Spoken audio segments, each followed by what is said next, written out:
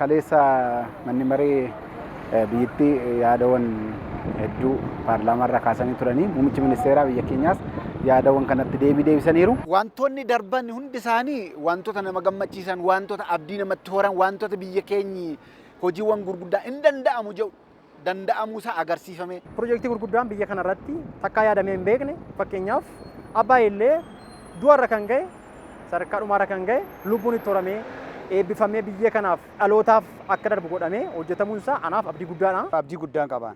Sirriitti abdii guddaan qaba. Hojii immoo waan dubbatame hojiitti hiikamaa jira waan ta'eef wanti dubbatame tokko hojiitti hiikamaa waan jiruuf kanaaf hojiitti waan hiikamaa baay'ee ittiin gammada jechuu barbaada. ለወደፊት በቃ አገሪቱ እንደምታድግ gara fuulduraatti biyyi keenya akka guddattu abdii horadheera. Mootummaa fi uummanni waloon dhaabbachuun wal gargaarree naannoo jirrutti nagaa buusuu qabna. Yoo kana goone guddina biyya keenyaa yeroo dhihootti arguu dandeenya. Buufata xiyyaaraa idil addunyaa Bishooftuutti ta'e keessaa akka Afrikaatti kan nama boonsu biyya keenya kan boonsu akka biyyaattu miti akka Afrikaattu darbee kan nu boonsu akka addunyaatti dorgomaa kan ta'u jalqabsiisuuti hojiiwwan bal'aan hojjetamaa jiraachuunsaa kan agarsiisudha jecha. የስራ ዕድል ፈጠራ ላይ አስመልክቶም ተስፋ ሰጪ ምላሽ ነው የሰጡት። carraa hojii uumuun wal qabatee deebii abdii qabu deebisanii misooma industirii irrattis jabeessanii hojjechuun qulqullina alergii keenyaa dabaluu fi hojii dhabummaa xiqqeessuu fi waan gaariitu jira. Gabaa sanbataaf qidaamee mootummaan uume kanarratti uummanni amma tokko tasgabbaa'eera akka ilaalaa jirutti tasgabbii guddaan uumameera. Keessattuu waan akka shunkurtii waan akka bu'aalee mana keessaa kana irratti jijjiiramni guddaan jira.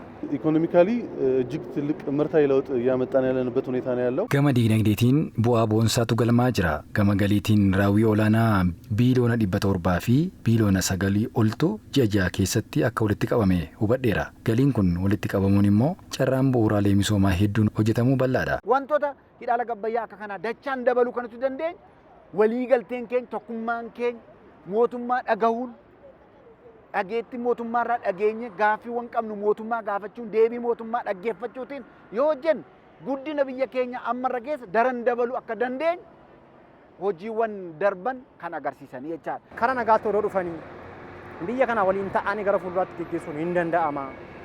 Mootummaanis immoo akka mootummaatti wanna isaa irraa eegamu gara bal'inaan dirree siyaasaa kana bal'isee namoota karaa nagaa filataniif ammas akka muummichi ministeera kan guyyaa kaleessaa dubbatan karri banaa odoo ta'e jedhee yaada.